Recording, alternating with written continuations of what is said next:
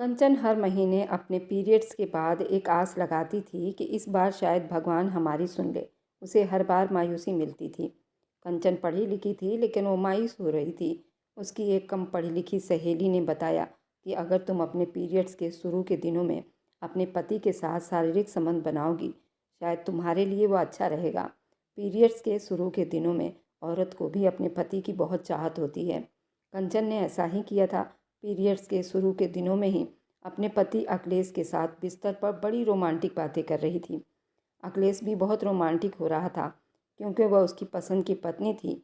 जैसे ही उसने अपनी पत्नी को बाहों में लिया और धीरे से उसके ब्लाउज के बटन को खोलना शुरू किया, होठों से फिर गर्दन पर और गर्दन से फिर उसके बैली बटन पर चूमता हुआ गया था।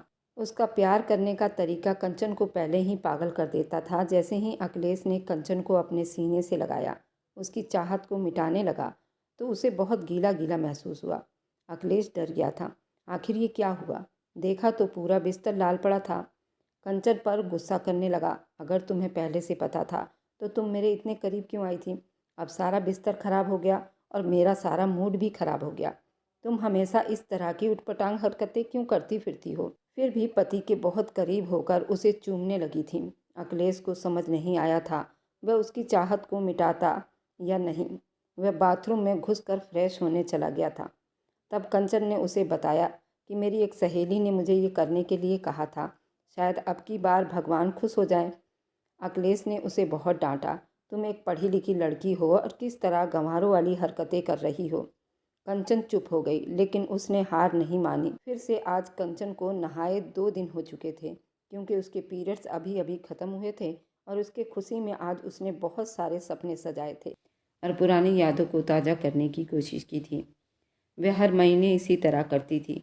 हर महीने उम्मीद बांधती थी, फिर महीने के लास्ट में उसकी उम्मीद फिर से टूट जाती थी। उसकी शादी को कई साल बीत चुके थे। उसको औलाद चाहिए थी। आज की रात बहुत ही खूबसूरत थी। ऐसा लग रहा था आज की रात थम गई हो। कमरे में हर जगह सजावट थी। फूलों की पत्तियां बाहर से लेकर कमरे के अंदर तक फैली हुई थी। कमरे के अंदर एंट्री करते ही गुलाब की फूलों की खुशबू भीनी भीनी आ रही थी। अखिलेश अंदर दाखिल हुआ तो कदम जैसे रुक गए थे। वह देखने में बहुत ही डिसेंट बंदा लग रहा था। हाइट उसकी 6 फीट थी। उसकी चौड़ी छाती वह किसी राजकुमार से कम नहीं लग रहा था।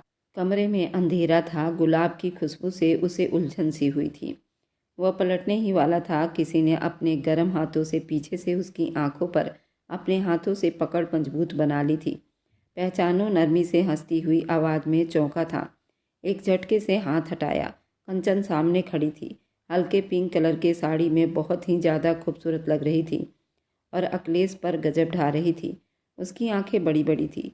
वह कुछ कहती उससे पहले कि वो माथे पर बल डालकर बोला, ये क्या हुलिया बना रखा है अपने कमरे का तुमने? दिमाग ठीक है तुम्हारा? इंसान कितना थका हुआ होता है, अपने कमरे में आराम करना चाहता है, और तुमने ये क्या तमाशा लगाया हुआ है? और कमरे में इतना अंधेरा क्यों किया हुआ है? उसकी आवाज़ भारी और गुस्से से उभर रही थी। कंचन जरा सा मुस्कुराकर बोली, जाने मन, गुस्सा क्यों कर रहे हो आप? ये सब मैंने आपके लिए ही तो किया है। देखिए ना, सब कुछ कितना खूबसूरत लग रहा है और आप नाराज़ हो रहे हैं, अपनी मासूम सी पत्नी का दिल तोड़ रहे हैं। अखिलेश बहुत गुस्सा हुआ था। खूबसूरत नहीं, मुझे ये सब तमाशा बिल्कुल भी पसंद नहीं। उसने गहरी सांस ली थी। क्या ज़रूरत थी इन सब फालतू खर्च करने की, जब कोई फ़ायदा ही नहीं हो रहा? मुझे एक वारिस चाहिए और तुम मुझे नहीं दे सकती हो। मैं अब थक गया हूँ। कंचन के चेहरे की रंगत पल भर में उड़ गई थी, मगर वह चुप नहीं रही। वह हिम्मत करके बोली, ऐसी बात नहीं है। ये सब खूबसूरती की एक पहचान है और हमें इसे दिल की नज़रों से देखनी चाहिए। आप ऐसी बातें मत करो, मुझे तकलीफ़ हो रही है। मैं आज ही डॉक्टर से मिली थी। उन्होंने बताया कि कभी कभार टाइम का फ़र्क हो जाता है। औरत का जिस्म हर महीने सिर्फ कुछ दिनों में प्रेग्नेंट होने के लिए तैयार होता है। मैंने हर एक चीज़ पर बहुत बारीकी से जांच की। आप मेरी बात को ठंडे दिमाग से सुनिए। अगर हम दोनों एक दूसरे का साथ नहीं देंगे तो कभी भी हमारे घर खुशियाँ नहीं आएगी। वे और ज़्यादा कुछ कहती उससे पहले ही अखिलेश गुस्से से मुस्कुराया था। फालतू की बातें हैं। वह अपनी बात पूरी करता उससे पहले वो बोली, नहीं, आपकी सोच गलत है। मेरी बात एक बार कान खोल कर सुन लीजिए। मैं आपके लिए हमेशा अच्छा सोचती हूँ। जबकि वह हाथ बांध कर खड़ा हो गया था। गुस्से वाले अंदाज में उसको देखने लगा था। जबकि उसका अंदाज गलत साबित करते हुए बोली, डॉक्टर ने बताया है कि औरत का शरीर पीरियड्स के तुरंत बाद अगर पति से शारीरिक संबंध ठीक हो तो उसको कभी भी बच्चा ठहर सकता है। अखिलेश ने उसके इस बात पर गुस्सा किया और उसकी बात को काट दी। तुम्हें लगता है इन 4 सालों के बाद भगवान कोई चमत्कार करेगा? अब मुझे इन सब बातों से कोई उम्मीद नहीं नजर आ रही। कंचन, तुम्हें अच्छी तरह मालूम है हमने इन 4 सालों में कितनी बार ट्राई की है और ये बातें फालतू की बातें हैं। इसलिए मुझे किसी भी डॉक्टर के इलाज के लिए उस्काया मत करो। मेरा दिल बिल्कुल भी नहीं है, मैं अब हर चीज़ से थक चुका हूँ। उसकी आवाज़ में अब मायूसी झलक रही थी। कंचन ने अपने ऊपर कभी हार हावी होने नहीं दिया था। आप थक गए होंगे, मैं जानती हूँ। उसके पास आई, उसके चेहरे के पास होकर बोली, मगर कभी कभी भगवान के घर में देर हो जाती है, पर वह अपने भक्तों को हमेशा देखता रहता है।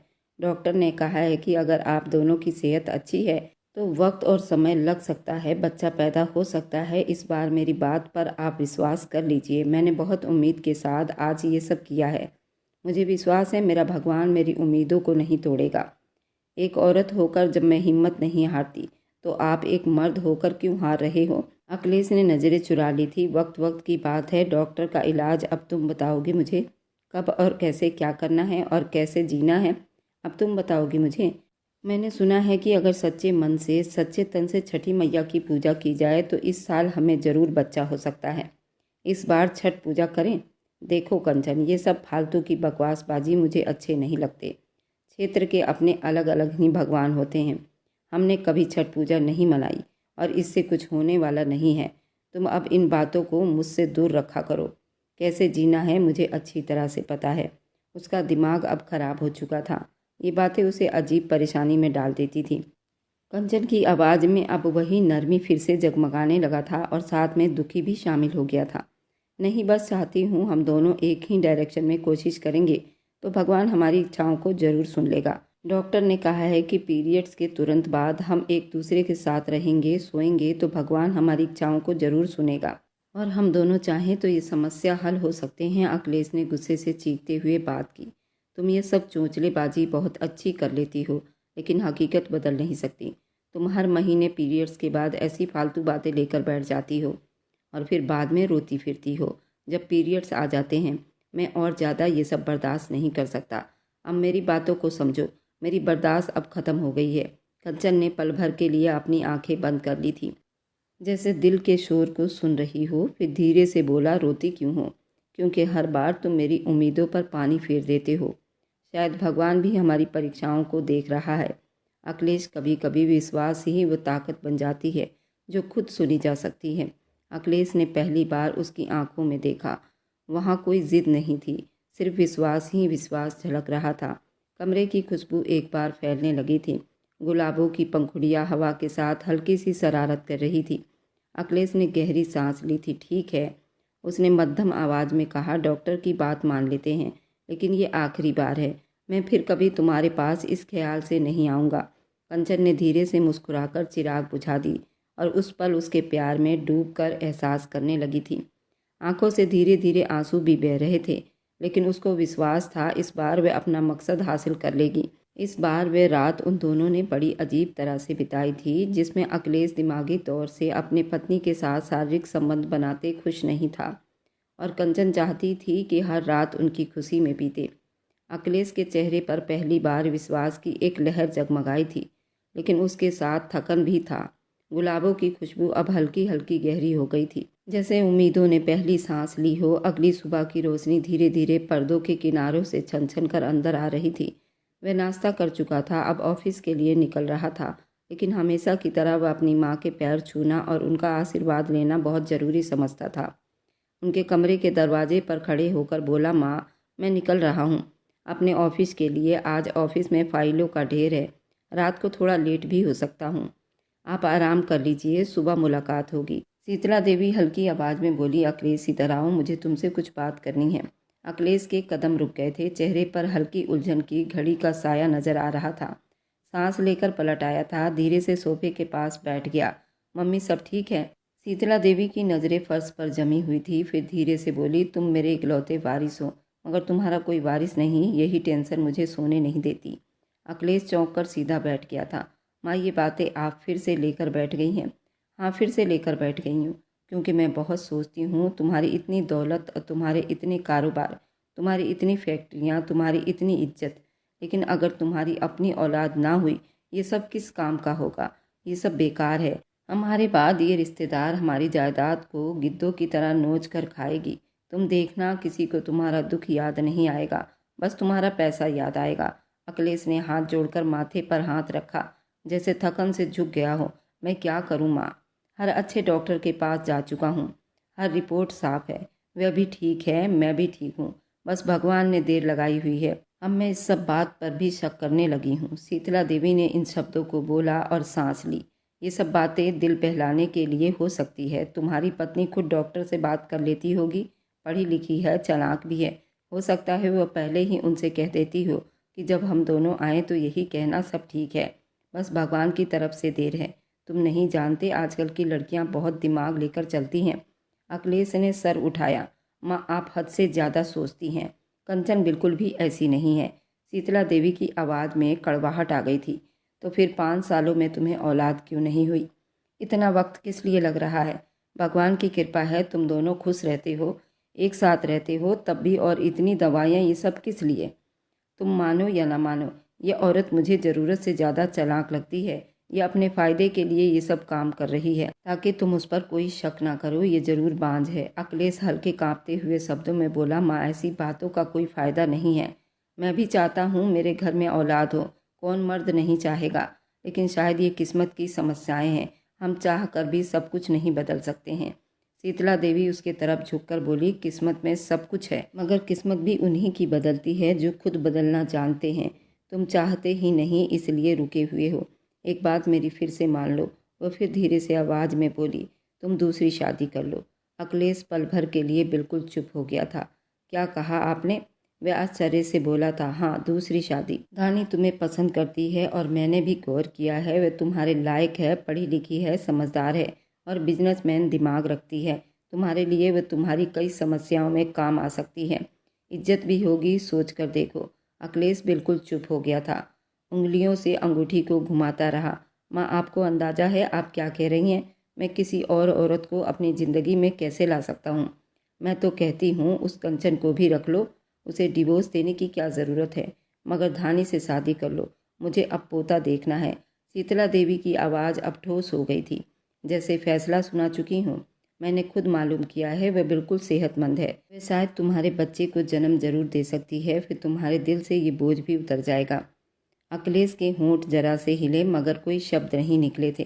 वह सिर्फ माँ की आंखों में देखता ही रह गया। वहाँ डर छुपा हुआ था, एक परिवार के डूबने का, इस परिवार का वारिस ना होने का डर।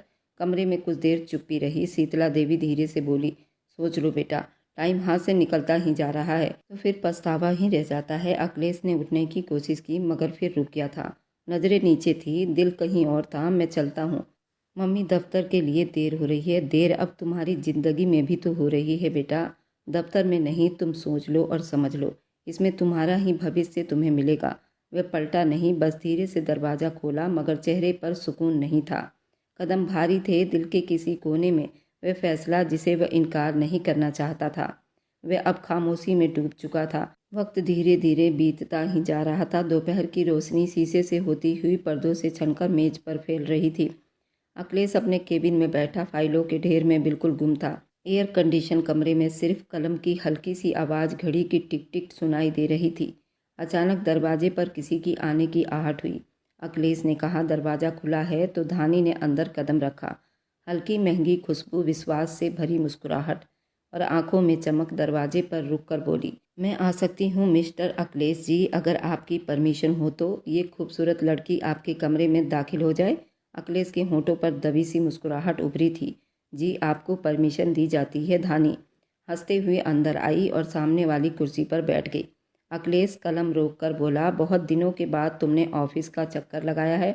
तुम्हारी कंपनी कैसी चल रही है? सब बहुत अच्छा जा रहा है, वह बड़ी तसल्ली भरे शब्दों में बोली। आंटी का फ़ोन आया था, बता रही थी कि तुम काफ़ी परेशान हो। क्या बात है? अखिलेश ने नज़रें झुकाए मेज पर पड़ी हुई फाइल बंद कर दी। कुछ खास नहीं, बस घरेलू उलझन है। तुम्हें तो पता है, माँ तो हर बात को बढ़ा चढ़ा कर कहना पसंद करती हैं। परेशानी इतनी नहीं जितनी बताई गई होगी। धानी ने जरा सा सर झुकाकर उसके चेहरे को गौर से देखा। परेशान ही तो लग रहे हो, मुझसे बातें करके तुम अपना दिल हल्का कर सकते हो। अगर तुम अपनी परेशानी बताओगे तो क्या पता मेरे पास तुम्हारे परेशानी का हल निकल आए। वह कुछ देर चुप रहा, फिर बोला, हाँ शायद कुछ बातों का वजन अंदर रह जाता है। धानी चुप रही, फिर धीरे से अपने हाथ अखिलेश के हाथ पर रख दिया। मैं जानती हूँ तुम पर किस बात का बोझ है। आंटी ने मुझे बता दिया है तुम्हें अपने वारिस के ना होने की चिंता सता रही है। अब दूसरी शादी के बारे में भी सोच रहे हो। अखिलेश ने चौंक कर उसकी तरफ देखा। अच्छा, तो मेरी माँ ने तुमसे ऐसी बात की है? हाँ की है, और तुम्हें हैरान नहीं होना चाहिए। मैं काफ़ी बोल्ड हूँ, तुम अच्छी तरह से जानते हो। मेरे जो दिल में होती है वही ज़ुबान पर लाती हूँ। वह पल भर रुकी, फिर बोली, मुझे कंचन से कोई दुश्मनी नहीं है। वह तो बहुत अच्छी है, साधारण सी लड़की है, मगर शायद तुम्हारे साथ ज़िंदगी नहीं निभा सकती। बात किसी ने सच ही कहा है। घर सिर्फ मोहब्बत से नहीं चलता, दिमाग, फैसले और समझ भी होनी चाहिए। तुम्हारे पास सब कुछ है, इज्जत है, हैसियत है, मगर तुम्हें एक ऐसी औरत चाहिए जो तुम्हारे साथ कदम से कदम मिलाकर चल सके, ना कि पीछे रहकर बस भगवान से प्रार्थना करती फिरे। अखिलेश की नज़रें अभी उसके चेहरे पर जमी हुई थी, मगर चेहरे का असर बिल्कुल साफ था। तुम कहना क्या चाहती हो धानी? वह मुस्कुराई, पल भर बिल्कुल चुप रही, फिर बोली, तुम्हारी माँ चाहती है कि मैं तुमसे शादी कर लूँ, और जहाँ तक मैं बिल्कुल कंवारी हूँ, और हाँ, मुझे इस बात से कोई एतराज़ नहीं, बल्कि सच कहूँ तो शायद तुम मुझे काफ़ी वक्त से अच्छे लगते हो, इसलिए आज खुद आ गई हूँ ताकि तुम्हें साफ साफ बता दूँ। अगर तुम मेरे बारे में कुछ ऐसा वैसा सोच रहे हो तो मेरी तरफ से जवाब हाँ है। वहाँ कमरे में पल भर के लिए सन्नाटा छाया था। अखिलेश ने गहरी सांस ली, कुर्सी से ज़रा पीछे हटा और धीरे से बोला, तुम जानती हो ना तुम क्या कह रही हो? शादी एक बहुत बड़ा फैसला होता है। मैं अपने घर में अकेला हूँ, अपनी पत्नी को छोड़ने का सोच भी नहीं सकता। अगर तुम मेरी ज़िंदगी में शामिल हुई तो एक बात दिमाग में रखना, मैं तुम्हें किसी भी कीमत पर डिवोर्स नहीं दूंगा, चाहे कुछ भी हो जाए। धानी ने होंठ पर हल्की सी हंसी के साथ चुप हुई। वह उसे पहले से ही जानता था। वह हमेशा नंबर 1 बनना चाहती थी और इसके लिए वह कुछ भी कर सकती थी। हाँ, वह सच कह रही थी। वह अभी तक कंवारी थी, उसे अभी तक कोई लड़का पसंद नहीं आया था और वह शायद मेरे टाइप की नहीं थी। धानी बोली, कौन आपसे अलग होना चाहेगा? तुम जैसे आदमी अब कहाँ रह गए हैं। तुम एक अच्छे इंसान हो और शायद यही वो चीज़ है जिसने मुझे तुम्हारी तरफ खींचा है। अखिलेश ने नज़र नीचे की। मैं अभी कुछ नहीं कह सकता, घर पर बात करनी होगी। माँ से, अपनी पत्नी से, अपनी समस्याओं को अपने तरीके से सुलझाऊंगा। धानी ने अपने बाल कान के पीछे किए। बदलने की ज़रूरत भी नहीं, बस कदम उठाने की ज़रूरत है। तुम सोच लो, मैं तैयार हूँ, जब तुम चाहो, जिस तरह चाहो। अखिलेश ने हल्की मुस्कुराहट के साथ कहा, मैं घर जाकर बात करता हूँ, फिर तुम्हें खुद खबर दे दूंगा। धानी उठकर खड़ी हुई, ठीक है मिस्टर अखिलेश जी, मैं इंतज़ार करूँगी, मगर ज़्यादा नहीं। वह चलती हुई दरवाजे तक गई, फिर पलटकर बोली, हाँ, अपनी परेशानी को अपने चेहरे पर न लाया करो। तुम पर गंभीरता अच्छी नहीं लगती, लेकिन मुस्कुराहट तुम्हें और ज़्यादा खूबसूरत बना देती है। दरवाज़ा बंद हुआ। कमरे में खुशबू की एक लकीर हल्की सी बाकी रह गई। अखिलेश के दिमाग में वह सब देर तक घूमते रहे, मेरी तरफ से हाँ है। वक्त धीरे धीरे बीतता जा रहा था। शाम का वक्त था। सूरज की आखिरी किरणें कमरे में दाखिल हो रही थी। हल्की सी नाराजगी के साथ सोफे पर बाजू गिराए हुए थी, जहां शीतला देवी अपना चश्मा पहने कुछ किताबें लिए बैठी थी। दरवाज़ा धीरे से खुला। अखिलेश अंदर आया। चेहरे पर उलझन थी, कुछ बेचैनी बाकी थी। यह आपने धानी को फ़ोन करके क्या कहा था? वह सीधा जाकर उनके बराबर में बैठ गया। शीतला देवी ने चश्मा उतारा। क्या मतलब? वह ये है कि आज ऑफिस में धानी आई थी और मेरे सामने बैठकर साफ साफ कह रही थी कि वो मुझसे शादी करना चाहती है। मम्मी, मैंने सुबह ही आपको हाँ नहीं कहा था, फिर आपने उससे बात क्यों की? शीतला देवी किताब मेज पर रखते चेहरे पर जरा सा तसल्ली भर सांस ली। मैंने सिर्फ बात की थी, उससे हाँ नहीं भरी थी। अगर वह तुम्हारे पास खुद गई थी तो इसका मतलब है कि वह तुम्हारे अंदर अभी दिलचस्पी रखती है। और बेटा, ये तो खुशी की बात है, किसी औरत का तुम जैसे आदमी से दिलचस्पी रखना, ये कोई मामूली बात नहीं। अखिलेश ने सर झुकाकर गहरी सांस ली। मम्मी, कंचन ये बात कभी भी स्वीकार नहीं कर पाएगी। वह बहुत जज्बाती लड़की है, उसे पता चला तो वह टूट जाएगी। शीतला देवी सीधे शब्दों में बोली, तो हम क्या करें? उसके जज्बातों के आगे अपनी नस्ल को दाव पर लगा दे? मुझे अपने पोते की इच्छा पूरी करनी है। हमें वारिस चाहिए, तुम्हारा नाम आगे भी चलना चाहिए। कमरे में कुछ पलों के लिए चुप्पी छा गई थी। अखिलेश के चेहरे पर उलझन, बेबसी और थकन सब कुछ साफ दिखाई दे रही थी। फिर धीरे से बोला, मम्मी मैं कंचन को नहीं छोड़ूंगा। अगर दूसरी शादी कर भी ली और अगर शादी करूंगा तो सिर्फ एक औलाद के लिए। मेरे दिल से मेरी कंचन को कोई नहीं निकाल सकता। मेरे लिए हमेशा कंचन मेरी पहली पत्नी रहेगी। मैं उसे सच में बहुत प्यार करता हूँ। शीतला देवी ने चाय का कप रखकर बोला, बेटा मैंने कब कहा कि उसे छोड़ दो। वह हमारे परिवार की बहू है, हमारे घर की इज्जत है। लेकिन अगर दूसरी औरत आ रही है तो वह भी इसी घर की बहू रहेगी। फिलहाल जो मकाम कंचन का है वह सिर्फ उसी का ही रहेगा, किसी और का थोड़ी होगा। अखिलेश कुछ कहता, उसी पल दरवाज़ा जोर से खुला। कंचन अंदर आ चुकी थी। उसके चेहरे पर हवाइयाँ उड़ी हुई थी, आंखों में आंसू थे। ये क्या हो रहा है यहाँ पर? आप दूसरी शादी कर रहे हैं? उसकी आवाज़ कांप रही थी। अखिलेश ने चौंक कर पीछे देखा। शीतला देवी ने जरा सा अपने भौं को चढ़ाया मगर चुप रही। कंचन ने चीखना चिल्लाना शुरू किया, जवाब दीजिए मेरे बातों का। अखिलेश जी ये सब क्या है? वह आगे बढ़ी, क्या मैं इतनी बुरी औरत हूँ? अब आपको किसी और औरत की ज़रूरत पड़ गई है? शीतला देवी गुस्से से भरे शब्दों में बोली, हाँ कर रहा है मेरा बेटा दूसरी शादी, क्योंकि मैं अपने बेटे को एक बांझ औरत के साथ ज़िंदगी नहीं बिताने दे सकती हूँ। 5 साल हो गए, तुमने कौन सी खुशखबरी सुना दी है? इससे अखिलेश जल्दी बोल उठा, प्लीज़ ऐसी बात मत करो, मैं इससे खुद बात कर लूँगा। मैं क्यों ना बोलूँ? शीतला देवी ने गुस्से से कहा, मैं अपनी आंखों से देख रही हूँ, मेरा बेटा दिन ब दिन मुरझा रहा है। हर माँ को अपनी नस्ल की फिक्र रहती है। अखिलेश ने हाथ उठाकर कहा, बस करो माँ, बस करो, अब चुप रहो, मैं खुद संभाल लूँगा अपनी पत्नी को। फिर कंचन की तरफ ध्यान दिया। कंचन तुम कमरे में जाओ, मैं अभी आता हूँ, तुमसे बात करता हूँ, मुझे कहीं नहीं जाना। उसकी आंखों से आंसू बहने लगे थे। आप मेरे साथ ये जुल्म कैसे कर सकते हो? अखिलेश याद करो, किसी भी परिवार का और ख़ानदान के चश्मो चिराग और वारिस का भगवान ये सब चुनाव करते हैं। इंसान के बस में कुछ भी नहीं है और भगवान ने हमारी किस्मत में देर लिखी होगी तो आप उसे बदल नहीं सकते। अगर हमारे यहाँ औलाद नहीं होती उसमें मेरी कोई गलती नहीं। डॉक्टर ने कहा है कि मैं बिल्कुल ठीक हूँ, ये सब किस्मत की बात है। अखिलेश ने हिम्मत करते हुए कहा, मैं कह रहा हूँ कमरे में जाओ। नहीं जाऊंगी, मैं आपके हर सुख दुख में साथ खड़ी हूँ और आज जब मेरा वक्त आया तो आप दूसरी शादी कर रहे हैं। उसके कदम पीछे हटने लगे, चेहरा आंसुओं से भीग चुका था। अखिलेश आगे कदम बढ़ा रहा था मगर वह अचानक मुड़ी और वहाँ से भागी थी। दरवाजे के बंद होने के आवाज़ के बाद कमरे में सिर्फ चुप्पी रह गई थी। शीतला देवी ने गहरी सांस ली, अब तुम ही देख लो, ये जज्बाती औरत घर संभालने के लायक है? ये तुम्हारे भविष्य को रोक रही है। अखिलेश ने नज़रें नीचे की, कुछ कहना चाहा मगर शब्द जुबान में ही फंस गए थे। कमरे की हवाओं में सिर्फ कंचन की कांपती हुई आवाज़ गूंज रही थी, आप मेरे साथ ऐसा जुल्म नहीं कर सकते। कुछ देर वहीं बैठा था, फिर अपने कमरे की तरफ बढ़ गया था। कमरे में दाखिल होते ही अखिलेश के कदम जैसे ज़मीन में धंस गए हों। सामने सोफे पर कंचन बैठी थी, चेहरा आंसुओं से तर था, बाल बिखरे हुए थे, गोद में रखे रुमाल पर कई आंसू टपके थे।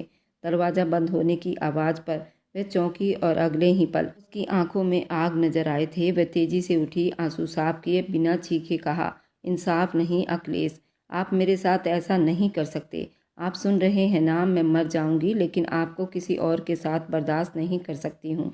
अखिलेश ने गहरी सांस ली, शब्दों में हिम्मत बांधी, कंचन बात को समझने की कोशिश करो, मैं तुम्हारे साथ कुछ भी गलत नहीं करने वाला। अगर तुम्हारे साथ ऐसी कोई समस्या है तो हम दूसरी शादी करके अपनी औलाद की खुशी पूरी कर सकते हैं। मैं तुम्हें तुम्हारी जगह से हटाने नहीं जा रहा, तुम हमेशा मेरी पहली पत्नी ही रहोगी। तुम अपने नस्ल की आड़ में ऐसे जुल्म को छुपा नहीं सकते। मैंने डॉक्टर से बात की है, अभी हम इतने बूढ़े नहीं हुए और इस महीने की रिपोर्ट आने वाली है। अगर हम इलाज पूरे कर लें। कंचन मैं अब थक गया हूँ। कितने इलाज कंचन? अखिलेश ने इस बात को काटी, आवाज़ भारी हो गई। 5 सालों से हर डॉक्टर, हर वैद्य, हर जगह हमने आजमा ली है, सिर्फ देर है। मैं अब थक चुका हूँ, मुझे अपना वारिस चाहिए। वो फूट पड़ी, आपको वारिस चाहिए या मोहब्बत? मैं तो यही समझी थी कि मोहब्बत सबसे बड़ी दौलत होती है, लेकिन आपने उसे भी खराब कर दी और अपने वारिस के चक्कर में सब कुछ गंवा दिया। अखिलेश का चेहरा बिल्कुल सुन्न हो गया था। मैंने कब कहा? मैं तुमसे मोहब्बत नहीं करता। बहुत मोहब्बत है मुझे तुमसे, लेकिन ये मोहब्बत हमारे किस काम की? तुम माँ नहीं बन सकती जब तक वारिस की इच्छा अंदर से न जला दे। एक माँ के लिए ये जज्बा बेकार है, मगर एक बाप के लिए भी ये खालीपन है और बहुत परेशानी वाली बात है। कंचन ने उसके बाजुओं को पकड़ लिया, आंखों से आंसू बह रहे थे। तो फिर मेरी मोहब्बत कहाँ गई? मेरा दर्द, मेरा प्यार सब बेकार है। मैं एक पत्थर हूँ, आप जानते हैं ना, मैं आपके बिना कुछ नहीं हूँ। तो फिर क्यों ऐसा कर रहे हो? मैं नरम शब्दों में बोला। मैं तुम्हें छोड़ के नहीं जा रहा, सिर्फ तुम्हें एक और जिम्मेदारी स्वीकार करनी होगी। मैं झटके से पीछे हटी। औरत कोई जिम्मेदारी नहीं, वह एहसास है, और आप ये सब खत्म कर रहे हो। अखिलेश ने नज़रें झुका ली। मैं अपनी माँ के सामने कमज़ोर नहीं पड़ सकता। उनको डर है कि मेरे घर में बच्चों की हंसी गूंजे। मैं माँ को मना नहीं कर सकता तो आप अपने दिल की आवाज़ नहीं सुनोगे। और रो रही थी, मगर सब खाली सा हो गया था। वह औरत तो आपको सब कुछ दे सकती है, इज्जत, खुशी, शायद आपका वारिस भी, लेकिन आपको वह सुकून नहीं दे सकेगी जो मोहब्बत मैं देती हूँ। अखिलेश ने धीरे से कहा, इस मोहब्बत का क्या फ़ायदा अगर वह इस घर को अधूरा रखे? कंचन ने कांपती आवाज़ में कहा, आप बेबस नहीं, आप जालिम बन रहे हैं, एक जीती जागती आत्मा को मार रहे हैं। अखिलेश के चेहरे पर अब गुस्सा आ गया था। पापी नहीं हूँ मैं तुम्हें तुम्हारे अधिकार देने से पीछे नहीं हटूंगा। तुम्हारी इज्जत, तुम्हारा रुतबा, ये घर सब वही रहेगा। तुम मेरी पत्नी रहोगी। या अपने कदम पीछे हटाते हुए बोली, नहीं, ये इंसाफ नहीं है। आपको मेरी बेबसी दिखाई नहीं देती? मैं हाथ जोड़ती हूँ अखिलेश, ऐसा मत करो। भगवान के लिए वह पल भर को रुका, उसके चेहरे पर निगाह डाली, मगर शायद फैसला अंदर ही अंदर कर चुका था। उसने धीरे से कहा, मैं तुम्हें दुख नहीं देना चाहता। वक्त किसी के इंतजार में नहीं बैठती, और फिर बिना पलटे दरवाज़ा खोलकर बाहर निकल गया था। दरवाज़ा बंद हुआ। कमरे में सिर्फ कंचन के सिसकियों की आवाज़ बाकी रह गई थी। हवा रुकी हुई थी, जैसे दीवारें भी उसके दुख की गवाही बन चुकी हो। वह सोफे पर बैठ गई, हाथों में चेहरे को छुपा लिया। आंसुओं के शब्दों से तेज तेज कह रही थी, और शायद पहली बार उसे अपने घर की दीवार अजनबी लगने लगी थी। वक्त धीरे धीरे बीतता जा रहा था। उसके लाख मना करने के बावजूद शादी की तैयारियां हो गई थी। 1.5 हफ्ते के अंदर अंदर धानी से उसकी सगाई हो गई थी। अब हर पल किसी आने वाले तूफान की खबर दे रही थी। शाम के वक्त आंगन में हल्की रोशनी थी। शीतला देवी सोफे पर बैठी थी। धानी उनके बराबर में, दोनों के बीच खूबसूरत सगाई का लहंगा पहनकर बैठी थी। धानी के चेहरे पर मुस्कुराहट थी, जबकि शीतला देवी के होंठों पर बहुत ही सुकून झलक रहा था। उसी पल कंचन आंगन में दाखिल हुई, कदम धीरे, निगाहें बोझल, जैसे हर कदम उसके दिल पर बोझ डाल रही हो। उसकी नज़रें पल भर को बैठी हुई उस धानी पर गई। उसके होंठ कांपे, पर आवाज़ नहीं निकली। वह चुप से मुंह मोड़कर किचन की तरफ जाने लगी थी कि पीछे से धानी की आवाज़ आई, कंचन रुकिए, कहाँ जा रही हैं? आपसे मिले कई दिन हो गए हैं, कैसी हैं आप? कंचन के कदम रुके, मगर वह पलटी नहीं। उसके कंधे कांपे, फिर धीरे से बोली, जिंदा हूँ, और क्या चाहिए आप लोगों को? मुझे मारने की पूरी तैयारी कर ली है आप लोगों ने। धानी ने एक मुस्कुराहट के साथ अपने पहने लहंगे की तरफ देखा। ये कैसी बात कर रही हैं आप? मैंने आपका कुछ नहीं बिगाड़ा। आपके पति खुद मुझसे शादी करना चाहते हैं। अब अगर आपकी किस्मत में औलाद नहीं है तो वो मर्द है, दूसरी शादी तो करेगा ही ना। उसमें मेरी क्या गलती है? कंचन ने पलटी, सर उठाकर उसे देखा। आंखों में खाली चमक था। इतना घमंड मत करो धानी। भगवान को इतनी घमंड किसी की भी पसंद नहीं आती। शादी के बाद तुम्हारे कोख में ये फूल कभी नहीं खिलेगा। धानी के चेहरे का रंग उड़ गया था, मगर इससे पहले ही शीतला देवी तड़पकर अपनी जगह से उठ खड़ी हो गई। जुबान संभाल कर बात कर, बदतमीज औरत। वह चिल्लाते हुए बोली, तो ये क्या अनाप शनाप बक रही है? एक नई नवेले जोड़े को शराब दे रही है? मैं तेरा खून पी जाऊंगी अगर ये सब दोबारा बोली तो। तुम्हारी इतनी हिम्मत कि तू धानी के सामने अपनी जुबान खोले। कंचन के आंसू बह निकले, मगर शब्द कमजोर पड़ गए। इतनी नफरत क्यों है? माँ, आप देख रही हैं ना, मैंने तो कभी आप लोगों से ये शब्द नहीं कहा। आप ही ने सब कुछ तय किया है। देखो ना, ये अब मुझे ही मुजरिम बना रही है। धानी, तुम चुप रहो, मैं इसको देख लूँगी। शीतला देवी ने उंगली उठाते हुए कहा, तुम्हारी कोई औकात नहीं कि तुम मुझसे सवाल करो। तुम इस घर में अब सिर्फ एक बोझ हो, एक बांझ औरत हो, जिसकी वजह से मेरा बेटा अपनी वारिस की खुशियों को खो रहा है। धानी ने गुस्से वाली मुस्कुराहट में कहा, आंटी ठीक कह रही हैं। आपको चाहिए कि चुप से अपनी जगह संभाल लो। आपकी किस्मत में यही लिखा था, और आप अपनी हद में रहो, ताकि आपके पति के दिल में आपके लिए थोड़ी बहुत इज्जत बाकी रहे। कंचन मरती आवाज़ में बोली, इज्जत? तुम लोग जिस मोहब्बत को रोंद चुके हो, उसमें इज्जत कहाँ से ढूंढ लोगे? तुम्हें लगता है कि इस शादी से तुम अपने लिए सुकून खरीद लोगे, तो तुम नहीं जानती। धानी, मोहब्बत वो चीज़ है जो तुम्हारे लिए कभी भी मुयस्सर नहीं होगी। शीतला देवी की खोखली आवाज़ आई, बकवास बंद करो तुम जैसी औरत के मुंह से मोहब्बत का शब्द भी बुरा सा लगता है तुम्हारी इज्जत उसी में है कि चुप रहो और जिस जगह हमने तुम्हें बिठाया वहीं बैठो।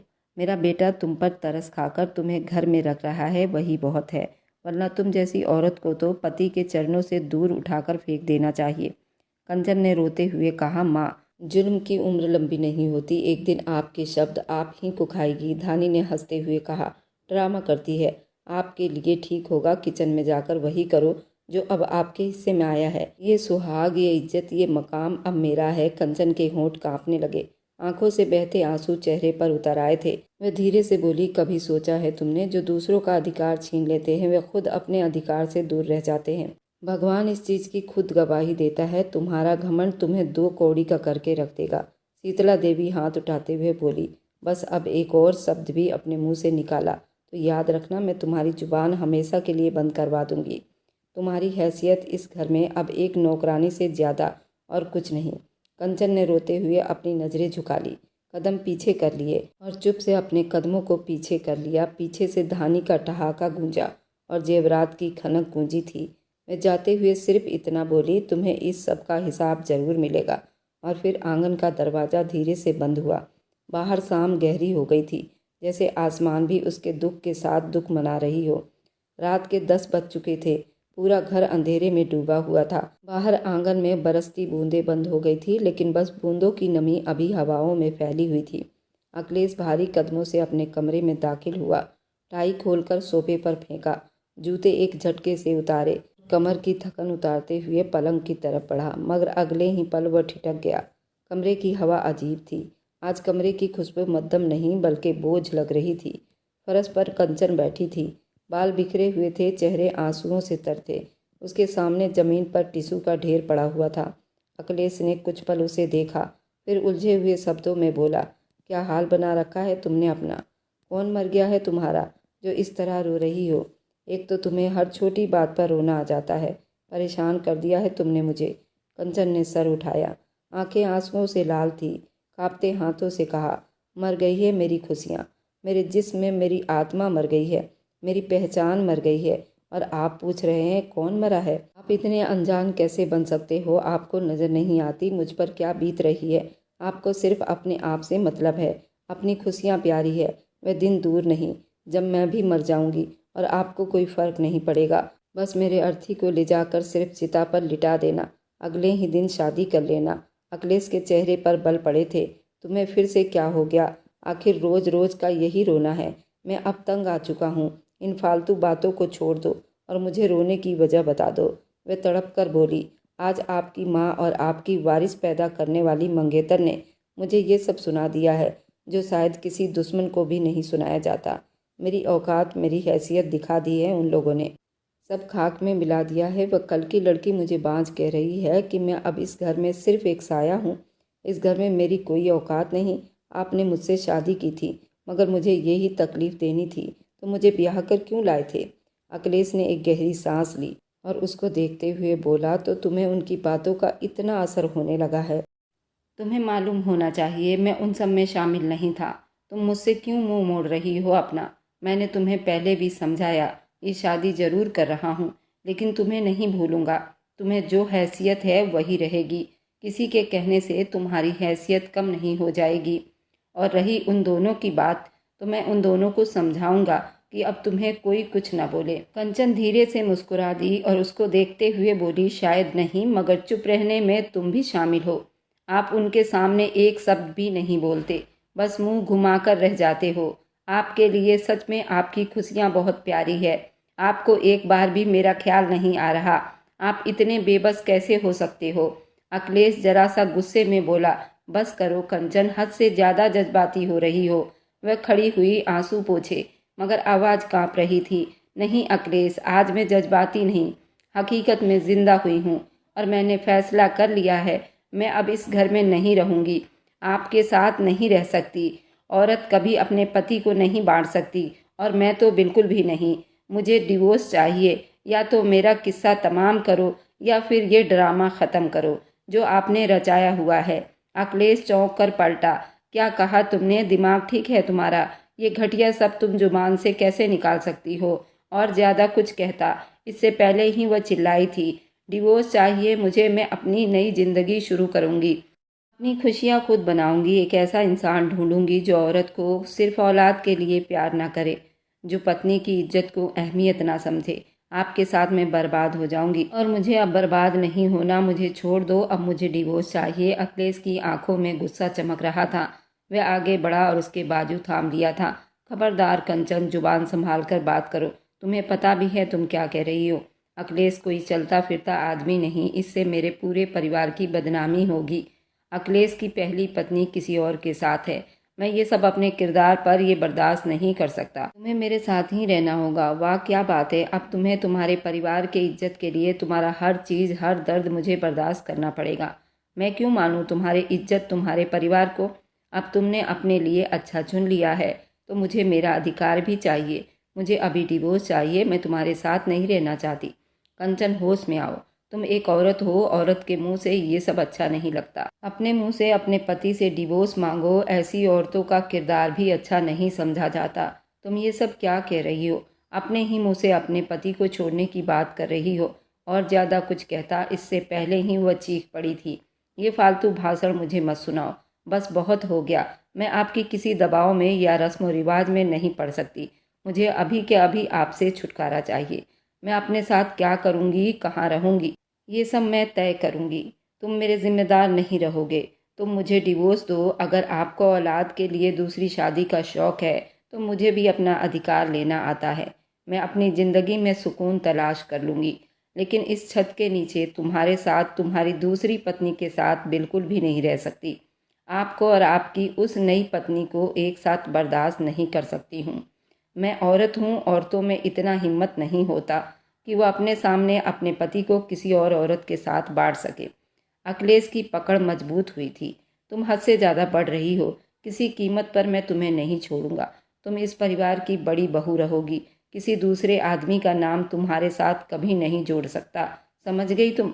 अच्छा, तुम मेरे साथ किसी और आदमी का नाम जुड़ते नहीं देख सकते और मैं आपको दिन रात आपकी दूसरी पत्नी के साथ देख सकती हूँ। यह आपकी परंपरा है, तो मैं ऐसी परंपरा पर जूती मारती हूँ और मुझे अभी के अभी डिवोर्स चाहिए। मैं और कोई फालतू बकवास नहीं सुनूंगी। मैं अब इस घर में एक पल भी नहीं रह सकती। जिस आदमी को मेरी इज्जत की, मेरे सुकून की, मेरी मोहब्बत की कोई परवाह नहीं, उस आदमी की भला मैं क्यों परवाह करूंगी? कंचन, अपनी हद में वापस आओ। अब अगर दोबारा तुमने यही सब दोहराया, मुझसे बुरा कोई नहीं होगा। कंचन ने उसकी आंखों में देखा और कहा, मैं तुम्हारे कैद में नहीं रहने वाली। मैं खुद अपना घर बना लूँगी। तो फिर मेरा वादा है, मैं तुम्हें छोड़ूंगा नहीं। तुम क्या सोचते हो कि मैं तुम्हारे सामने भीख मांगूंगी? तुमसे डर जाऊंगी तो मैं अभी के अभी इस घर को छोड़कर जाती हूँ। कुछ ही देर में दरवाजे पर पुलिस की सायरन सुनाई दी तो सभी आगे बढ़कर बड़ी हैरानी में पड़ गए। आखिर क्या बात हुई जो उनके घर पर पुलिस आई है? शीतला देवी ने आगे बढ़ते हुए दरवाज़ा खोला। धानी उनके पीछे ही लपकी थी। यहाँ पर धानी और अखिलेश कौन है? उनके खिलाफ वारंट है। इतनी देर में कंचन और अखिलेश भी बाहर आ चुके थे। कंचन ने कहा, हाँ जी मैं ही हूँ, फ़ोन करके आपको बुलाया था। पहले तो मैं इन दोनों के खिलाफ रिपोर्ट लिखवाई थी, लेकिन अब मेरी रिपोर्ट बदल गई है। मुझे इन लोगों पर कोई कार्रवाई नहीं करनी। बस मुझे इन लोगों से डिवोर्स चाहिए और मुझे आपके साथ इस घर से बाहर जाना है, क्योंकि इन लोगों ने मुझे इस घर में कैद करने की धमकी दी है। तो मैं इस घर में नहीं रह सकती और आपके साथ ही इस घर को मैं छोड़ दूंगी। पुलिस ने सारी जानकारी ली। कंचन ने कहा कि अब हम कोर्ट में मिलेंगे। तुम्हारी नई पत्नी और तुम्हारा परिवार तुम्हें मुबारक हो। कंचन पुलिस के साथ अपने घर चली गई थी। कंचन को देखकर उसके माँ बाप बहुत परेशान हुए थे। उसे बहुत समझाने की कोशिश की थी। उसने अपने माँ बाप को कहा, अगर आप लोग भी मुझे नहीं रखना चाहोगे तो मैं खुद अपना ठिकाना ढूंढ लूँगी। उसके माँ बाप चुप हो गए थे। कंचन उनकी इकलौती बेटी थी। वह अपनी इकलौती बेटी को इस तरह टूटे हुए नहीं देख सकते थे। उन्हें भी एक सहारे की ज़रूरत थी। कंचन ने अपना डिवोर्स फाइल कर दिया था। उसे अब अखिलेश से डिवोर्स चाहिए थी, जो कुछ ही महीनों में अखिलेश ने उसे डिवोर्स दे दिया था। अखिलेश ने धानी से शादी कर ली थी, लेकिन वह अपनी पहली पत्नी कंचन को नहीं भुला पाया था। कंचन ने अपना गम भुलाने के लिए अपने लिए जॉब ढूंढ लिया था, अपने आप को बिजी रख सके। उसे अखिलेश से डिवोर्स हुए 3 साल बीत चुके थे। उसे नहीं पता था अखिलेश और धानी का रिश्ता कैसा चल रहा है। अब धीरे धीरे अखिलेश को भूल चुकी थी, लेकिन उसका विश्वास अब मर्दों पर से उठ गया था। वह किसी भी मर्द पर विश्वास नहीं कर सकती थी। उसे हर मर्द से नफरत हो गई थी। उसके माँ बाप उसे कई बार मना चुके थे दूसरी शादी कर ले, कई लड़के उसके लिए देख चुके थे, लेकिन वह सबको रिजेक्ट कर चुकी थी। उसने कहा कि अगर भगवान ने मेरी किस्मत में औलाद ही नहीं लिखी होगी तो मैं शादी करके क्या करूँगी।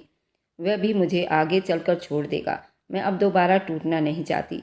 मैंने खुद को अपने आप को बड़ी मुश्किल से जोड़ा है। बार बार टूट कर जुड़ना बहुत खतरनाक हो जाता है। इंसान फिर कुछ और ही बन जाता है। माँ, मैं जैसी हूँ वैसा ही रहने दो। इधर अखिलेश और धानी के बीच में उनकी शादीशुदा जिंदगी कुछ खास नहीं चल रही थी।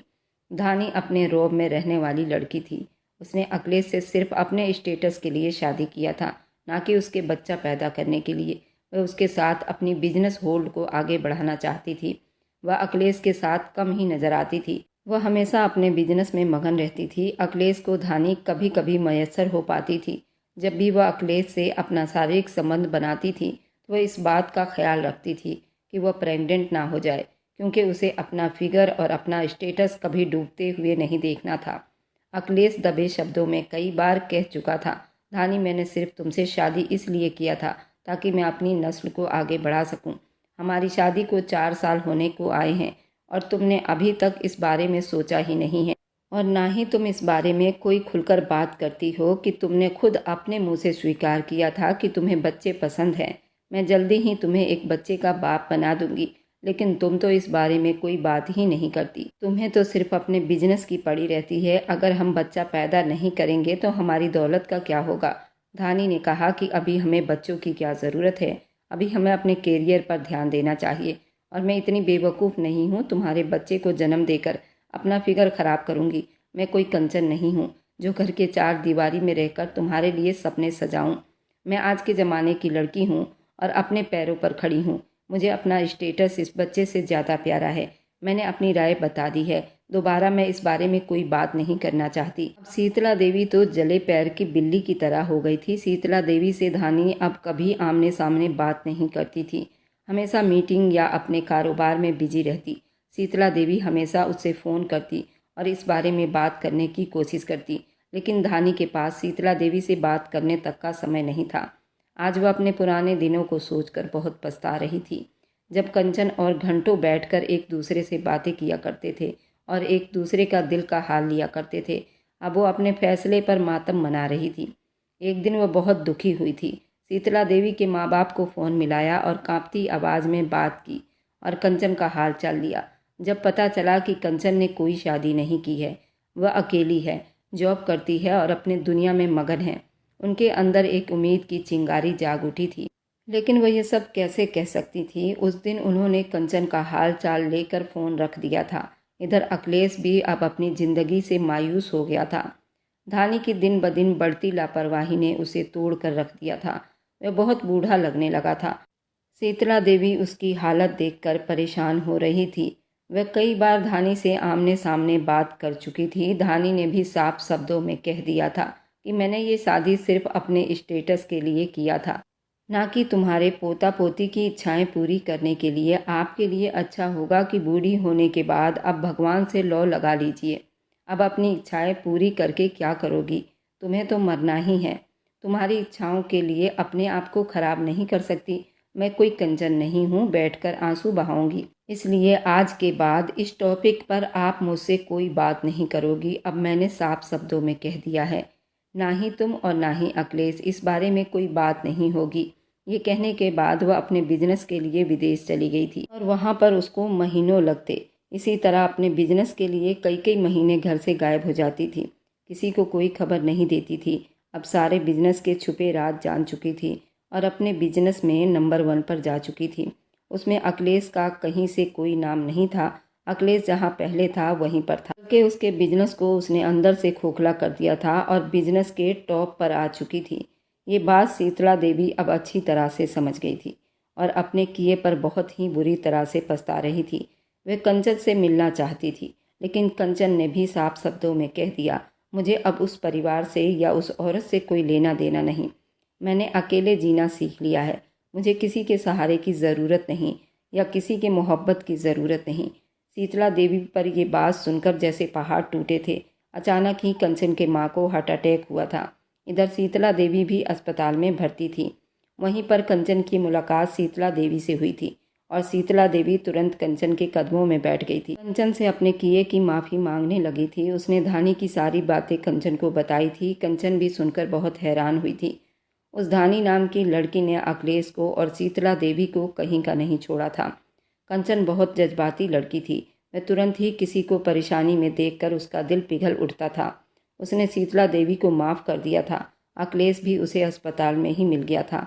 अखिलेश भी उसके पैरों में गिरकर उससे माफ़ी मांगने लगा था और कहने लगा, कंचन, तुम मेरे दिल में सेम उसी तरह हो जैसे पहले थी। मैं तुम्हें अभी उतना ही चाहता हूँ।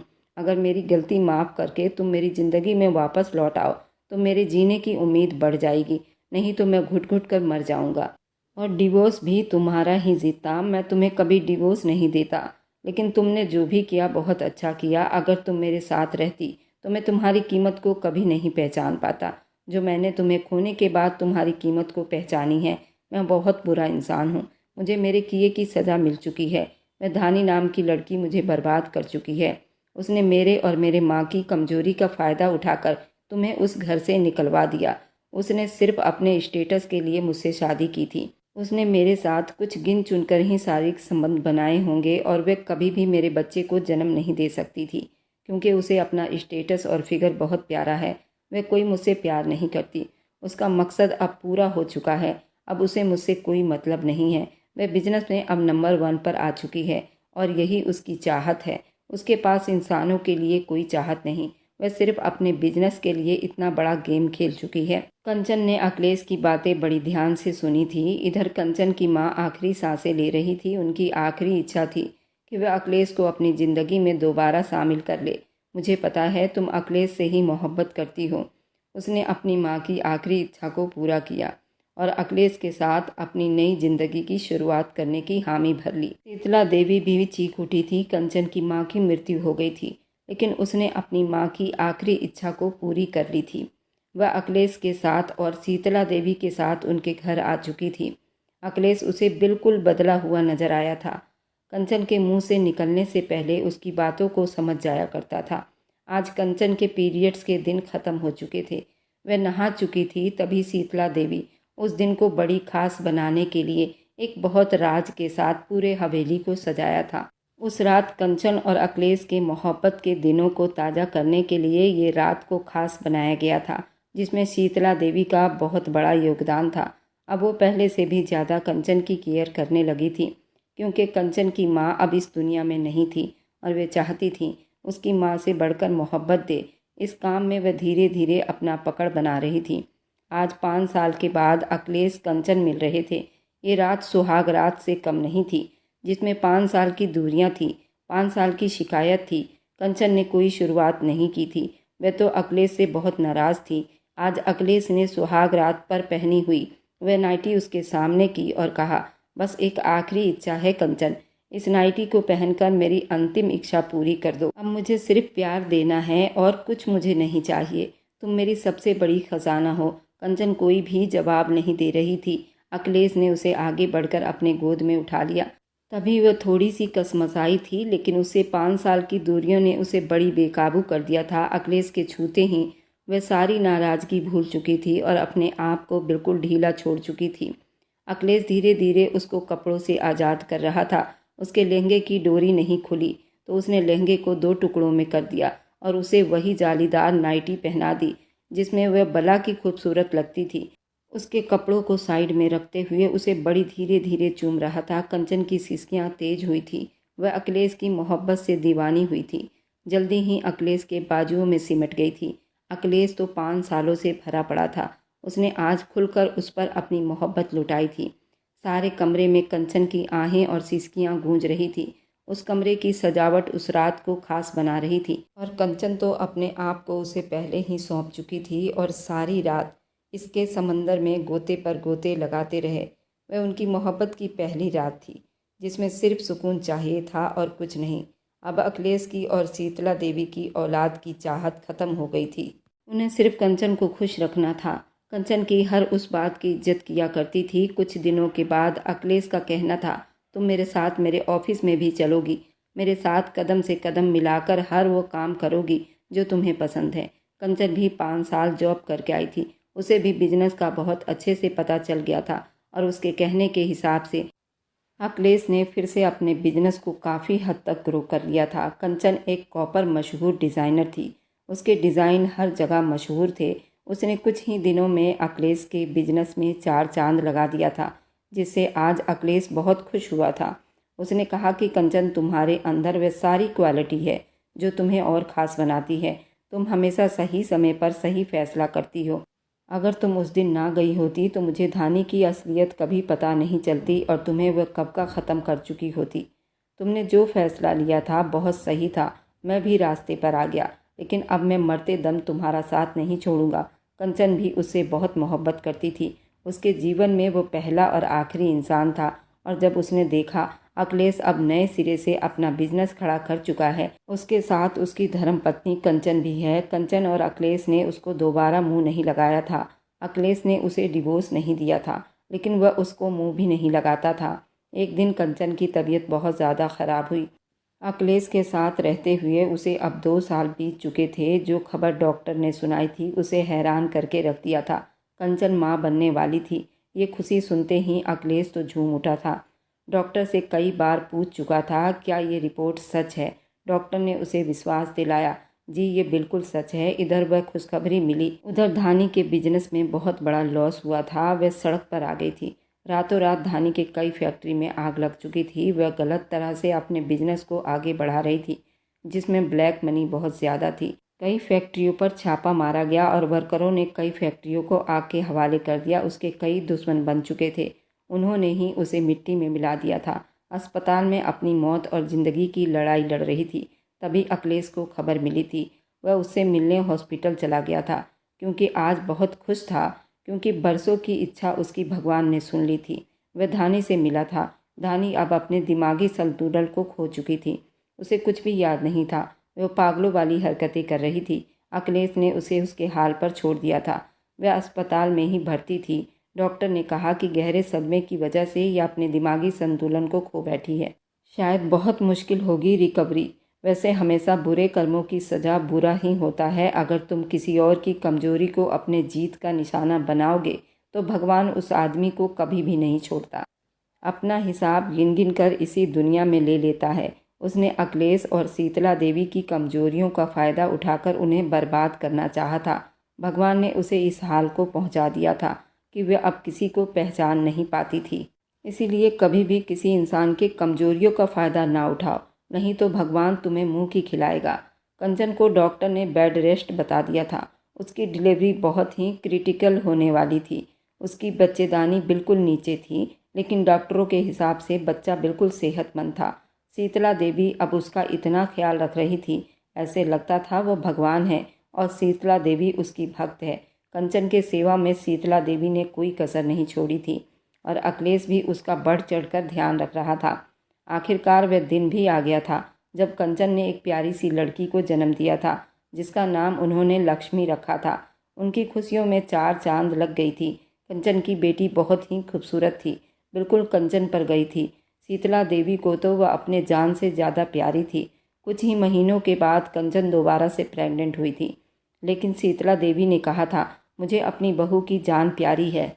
उसके प्रेगनेंसी में फिर से क्रिटिकल कोई भी प्रॉब्लम है तो ये बच्चा हमें नहीं चाहिए। लेकिन कंचन को दोबारा बच्चा किसी भी हाल में चाहिए था, लेकिन उसे शीतला देवी को साफ साफ मना कर दिया था कि मैं ये बच्चा अबॉर्शन नहीं करवा सकती। अगर भगवान ने अपनी कृपा की है तो वही हमें इस समस्याओं से निकालेगा। शीतला देवी के लाख कोशिश करने के बाद भी कंचन नहीं मानी थी और उसने ये प्रेगनेंसी अपने रिस्क पर रख लिया था। 9 महीने के बाद कंचन ने एक बेटे को जन्म दिया था। कंचन अब बहुत खुश थी। आज उसने उस परिवार को वारिस दे दिया था। अखिलेश तो फूले नहीं समा रहा था। दिन ब दिन कंचन के लिए उसका प्यार बढ़ता ही जा रहा था। शीतला देवी अपने पोता और पोती से बहुत खुश थी। धानी को हॉस्पिटल वालों ने डिस्चार्ज कर दिया था। धानी को शीतला देवी ने उसे गांव में रखा हुआ था। वह उसकी बराबर देखभाल कर रही थी और भगवान से प्रार्थना कर रही थी वह ठीक हो जाए। धीरे धीरे धानी की कंडीशन भी ठीक होती जा रही थी, लेकिन वह अपना पिछला सब कुछ भुला चुकी थी। वह क्या थी और कहां से आई थी, शीतला देवी भी उससे सच्चाई नहीं बताना चाहती थी, क्योंकि डॉक्टर ने कहा था कि उसके दिमाग पर कोई भी दबाव न डाला जाए। शीतला देवी तो पहले से ही नहीं चाहती थी कि धानी को कोई ऐसी बात पता चले जिससे अखिलेश और कंचन की जिंदगी पर कोई फर्क पड़े। वह चाहती थी कि जो आग उन्होंने खुद लगाया था वह अब खुद ही ख़त्म करेंगी। वह चाहती थी कि धानी की शादी किसी और से कर दे ताकि वह बिल्कुल अपनी नई जिंदगी की शुरुआत कर सके। पिछली जिंदगी तो वो भूल ही चुकी थी। शीतला देवी ने कंचन और अखिलेश से बात की तो अखिलेश ने कहा कि जैसे तुम्हारी मर्जी। शीतला देवी ने एक अच्छे रिश्ते को तलाश कर धानी की शादी करवा चुकी थी। धानी को वह लड़का बेहद मोहब्बत करता था। धानी की आज सुहागरात थी। उसको तो पिछली जिंदगी का कुछ भी याद नहीं था, तो उसे ये सब कुछ नया लग रहा था। लेकिन शीतला देवी ने उसकी सच्चाई बता दी थी कि उसकी शादी हो चुकी थी ताकि उस लड़के के मन में कोई वहम न रहे। वह लड़का खुद भी अनाथ था और धानी को पाकर वो बहुत खुश था। धानी अपने सुहाग रात पर बहुत ही ज़्यादा शर्मा रही थी। शीतला देवी ने उसे सब समझा दिया था। जब विकास ने उसका घूंघट उठाया तो वह शर्म से पानी पानी हो गई थी। विकास ने कहा, तुम बहुत ही खूबसूरत हो, क्या मैं तुम्हारे पैरों को छू सकता हूँ? वह घबरा रही थी। उसने कुछ भी ना कहा। विकास उसके पैरों से उसके लहंगे को ऊपर उठाते उसे एक अलग ही एहसास दे गया था। विकास ने उसके कपड़ों से उसे आज़ाद की, अपनी बाहों में भरकर उसके होठों को अपनी पकड़ में ले गया, जिस पर वह बहुत ज़्यादा घबरा रही थी। धीरे धीरे उसके पूरे शरीर को चूमता गया। धानी भी बहक रही थी, जोर जोर सिसकियाँ ले रही थी। उसकी आहों से पूरा कमरा महक गया। दो जिस्म एक जान हो चुके थे और सारी रात इश्क के समंदर में तैरते हुए सुबह कब हुई उन्हें पता ही नहीं चला। जब शीतला देवी ने 10 बजे उनके कमरे का दरवाज़ा खटखटाया तो अपनी होश की दुनिया में वापस आए थे। बाथरूम में एक साथ नहाते वह कई बार एक दूसरे को सुकून दे चुके थे और बाहर आते शीतला देवी के पैर छूते उनका आशीर्वाद लेते बहुत खुश नज़र आ रहे थे। शादी के 1 साल के बाद अब धानी ने भी एक प्यारे से बेटे को जन्म दिया था। शीतला देवी ने अपने गांव की पूरी ज़मीन धानी के नाम कर दिया था, क्योंकि धानी के माता पिता की तो बहुत पहले ही मृत्यु हो गई थी और वह अकेले ही इतने बिजनेस को संभाल रही थी। लेकिन वे जब बर्बाद हुई तो सब कुछ भुला चुकी थी और अब उसके पास कुछ भी नहीं बचा था। इसलिए शीतला देवी ने अपनी गांव की सारी ज़मीनें उसके नाम कर दी थी। धानी का भी एक हंसता खेलता परिवार हो चुका था। अब शीतला देवी बहुत खुश थी। अपने आप को काफ़ी हद तक बदल चुकी थी। अब उनके होठों पर सिर्फ भगवान का नाम रहता था, क्योंकि वह कंचन की भगवान के प्रति मोहब्बत देखकर वे बहुत ज़्यादा भगवान पर विश्वास करने लगी थी। उन्होंने अब तक सारे तीर्थ यात्रा पूरे कर लिए थे और वो अपने बुढ़ापे को भगवान के चरणों में अर्पित करना चाहती थी।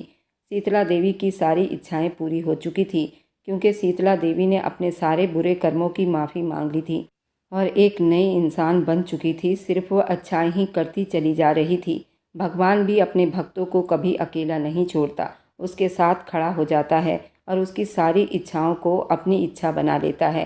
अगर आज की कहानी आपको अच्छी लगी है तो आगे की और आने वाली सारी दिलचस्प रोमांटिक कहानियों के लिए मेरे चैनल को लाइक और सब्सक्राइब करते जाएं।